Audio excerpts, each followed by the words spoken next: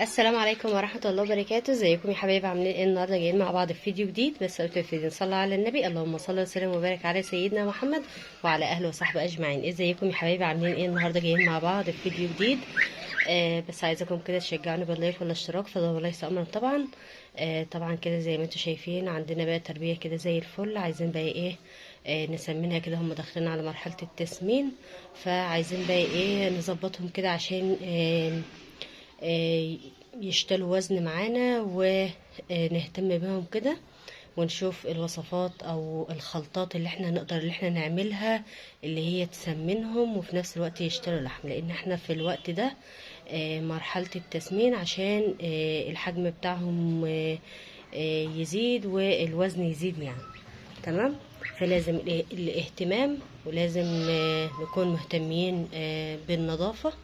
اول حاجة طبعا انا عندي رقم واحد، اهم حاجة النظافة. لازم تهتم بنظافة المكان، ويكون المكان عندك يكون مش رطب، يكون زي ما انت شايفة كده تحتهم يكون ناشف.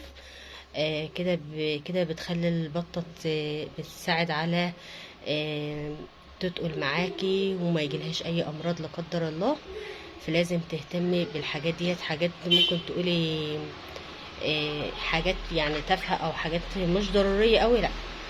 لازم ما يكون تلاقي عندك المكان بتاعهم يكون عنده تحتهم ميه، لازم تشيليها، او يكون فيه رطوبه لازم تشيليه وتشيل البط يعني. وبعد كده تفرشي له فرشه يعني يكون كل كلامي ده اللي يكون المكان عندهم ناشف ونضيف. تاني حاجه هم طبعا خايفين مني، فهم خايفين مني بس. فانا بقى ايه حاطلهم ايه؟ هتقولي لي حاطلهم ايه اكل يعني عشان نسمنهم؟ طبعا انا حاطلهم عيش مع علفة. هتقولي لي علفة في المرحلة دي؟ ما تبعديش العلفة او تمنعي العلفة عنهم، لان العلفة مهم جدا جدا للبط بتاعنا. انا بفضل اكل البط بتاعي علف. ببتدي ان انا اخد كميه يعني يعني بعاير كده يكون لهم في الوجبه قيمه طبق كده، او تكون علبه عندك تخصصها وتعايريها. كل ما تيجي تعملي لهم الوجبه دي تبتدي ان انت تضيفي بقى معاكي طبق علفه، معاكي شويه عيش رده. ولو انت بقى حابه ان انت تجيبي الكزب ده حلو قوي، بيتقل البط معانا. فده حلو جدا جدا لتسمين البط. وبعد كده بقى في المرحله بقى الاخيره ممكن نحط لهم سرس، بس مش في العمر ده، لكن بنحط لهم برضو دشيشه. فالاربع انواع دولت لو انت حطيتهم للبط ما شاء الله بيخلي البط عندك بتقل معاكي، وبيخلي البط اصلا تكسريش زي ما انت شايفه كده. ما شاء الله هم عمرهم العمر بتاعهم ما شاء الله سابق، يعني الحجم بتاعهم سابق عمرهم زي ما انت شايفه كده. كلتهم كاسين ريش وما شاء الله. فانا بقى بهتم بقى بالتربيه بتاعتي. لازم النظافه زي ما انا قلت لك، والاكل الكويس. انا طبعا انا بقى بدات ان انا بوشت بس العيش، وبعد كده ضفت بقى الرجيع، ضفت قصدي الردة، وضفت العلفة والدش والعيش. 4 حاجات دولت ما شاء الله بيخلي بقى البطة معانا تاكل حلو. وساعات احيانا باكلهم برضو علفة صافي مع عيش ناشف. فانا بحب ان انا انوع لهم في الاكل بتاعي عشان يشتلوا وزن، وفي نفس الوقت يكون في كل وجبة تكون فيها كالسيوم وحديد، فتقوي العظام وتخليهم كلهم حيوية ونشاط كده، ويقدروا ان هم يستفادوا من الوجبة اللي انا بحطها لهم. فطبعا كل ما تنوعي للطيور عندك كل ما تلاقي البط عندك ما شاء الله متغذي، وما شاء الله تلاقيه جاي معاكي كده، جاي معاكي في الحجم. البطه ذات نفسها تلاقيها ما شاء الله مش دبلانه، تلاقيها كده الريشه بتاعتها بتلمع وحلوه، وتلاقيها كده كلتها حيويه ونشاط. وطبعا الاهتمام كله برضو اهم حاجه برضو تهتم بالشمس.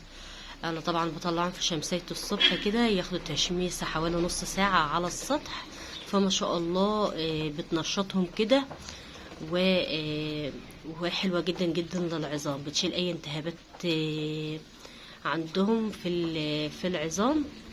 فما شاء الله اهتم كده، وخليكي دايما تاخدي بالك من الحاجات دي.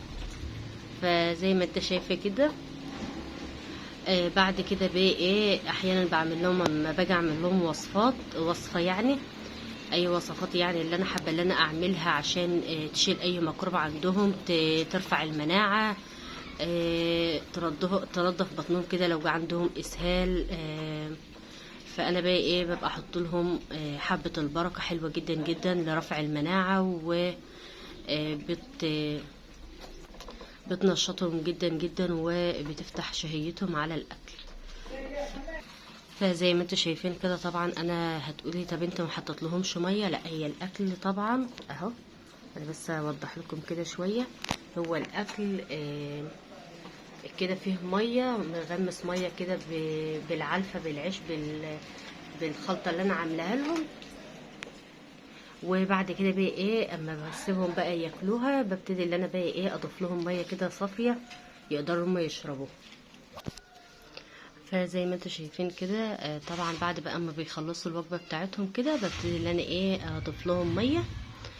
فكده بقى ايه استفادوا من الوجبه بتاعتي، وزي ما انت شايفه كده ما شاء الله. وبعد كده بقى يا حبايبي، بدات اللي انا ضفت لهم كده ميه في الاكل، كانت بقى حاجات بسيطه. وبعد كده ضفت لهم بقى ايه في الطبق ده، في نفس الطبق شويه ميه كده بقى ايه، بحيث لو هم حبوا ان هم يشربهم وياكلوا كده يشربوا. تمام. فما تستهونيش بتربية البط تكون في البيت. تربية حلوة جدا جدا. لو انت اول مرة كده ايه بتربي، او اول مرة يعني تشوف فيديو بط وما بتربيش، لا ربي لو انت حابة ان انت تربي. بجد حلوة جدا جدا، وده خير في بيتك. وما شاء الله بتلاقي بقى ايه بيتك كده مليان خير من الطيور، وفي نفس الوقت انت بقى ايه بتربي حاجه على ايدك كده نظيفه، احسن ما تشتريها من بره ما تعرفش هي واكله ايه. لكن انت بتبقى مأكلاها حاجات نظيفه، علفه، عيش، البواقي حتى اللي هي بتتبقى من عندك في التلاجة، اللي هي ايه تلاقيها دبلت معاكي، اي خضره دبلانه عندك، اي خضروات، اي اكل بواقي كده من الاكل بتاعك، بتبتدي اللي انت ايه تعملهم كده ايه خلطة كده مع شوية عيش، شوية علفة، لقمة رز بقى من عندك. الحاجات اللي انتوا عارفينها دي حاجات الاكل. بعد كده بتبتدي اللي انت ايه تدربهم كده في بعض، وتبتدي اللي انت تقدمها لهم كده بتوفير ونظافة يعني وحاجة كده في بيتك، خير في بيتك. بصراحة زي ما انتوا شايفين كده ما شاء الله. ولو انا حبيت ان انا افكر ان انا ابيعهم كمان، يعني اللي انا لو حبيت ان انا ابيع الديكورة البط، ما شاء الله هيجيبوا لي مبلغ حلو قوي بالنسبة للناس اللي بتحب تربي وتبيع. لكن انا مش بيعهم، يعني انا عاملاهم يعني يكونوا في بيتي لاكلنا يعني وكده. بس لو واحدة عايزة تعمل مشروع حلو جدا جدا، ومشروع حلو وتقدر تكسب منه ومربح، وبإذن الله هعمل لكم برضو فيديو ازاي تقدر انت تعملي مشروع بط، وتقدر انت ازاي تربحي منه. فبإذن الله هعمل لكم فيديو يعني مخصوص مشروع البط، حتى تقدري تستفادي منه وتاخدي فكرة لو انت حابة ان انت تعمليه. فزي ما انت شايفه كده ما شاء الله الحصاله بتاعتهم زي ما انتوا شايفين كده، حصاله البطه كده مليانه. فكده ما شاء الله كل بطه كلت وخدت الفيتامينات الاكل كده ما شاء الله، بتلاقي البطه تاني يومها بيومين، يعني ما شاء الله بتفرق. ومتبقى اكل هوت وميه، وما شاء الله الدنيا زي الفل اهي. فيا رب كده الفيديو بتاعي يعجبكم كده النهارده وينال اعجابكم. اهم حاجه ما تنسوش اللايك والاشتراك فضل وليس امرا، وعايزاكم كده تشجعوني دايما باللايك عشان ايه افضل مستمريه معاكم خطوه بخطوه. وباذن الله هصور لكم فيديوهات على طول. فيا رب كده الفيديوهات بتاعتي تعجبكم. مع السلامه. ما تنسوش اللايك.